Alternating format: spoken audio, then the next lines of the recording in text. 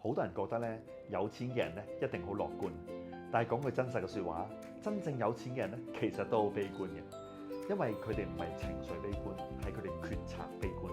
佢哋永遠都會假設最壞嘅情況係會發生嘅，例如市場會跌啦，政策會變啦，合作都可能會有問題，關係都會有風險。所以佢哋問嘅第一個問題咧，唔係問可以賺幾多，而係喂，如果出事我會點先？